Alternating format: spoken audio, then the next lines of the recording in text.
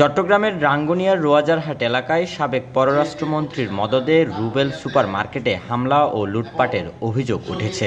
Doctor Hasan মাহমুদের অনুসারীদের একটি চক্র গত ৫ আগস্ট রাতের আধারে রুবেল সুপার মার্কেট ভাঙচুর করে। এ সময় লতিফা বাহাদুর ফেব্রিক্স নামে দোকান থেকে টাকা, কাপড় ও ২টি আইফোন লুট হয়। দোকানিরা এর প্রতিরোধ করতে গেলে সন্ত্রাসীরা বলতে থাকে, আওয়ামী লীগ এখনো মরে যায়নি, এখানে আমরাই থাকব, এমন নানা কথা বলে হামলা চালানো হয়।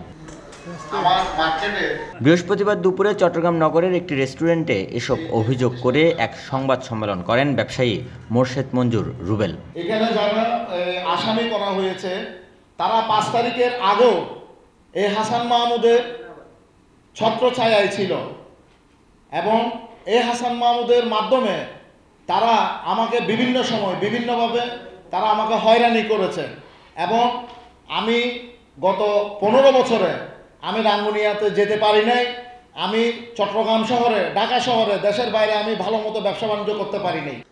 রুবেলের অভিযোগ, ওই ঘটনায় তার মা বাদী হয়ে আদালতে মামলা করলেও পুলিশ কোনো ব্যবস্থা নেয়নি।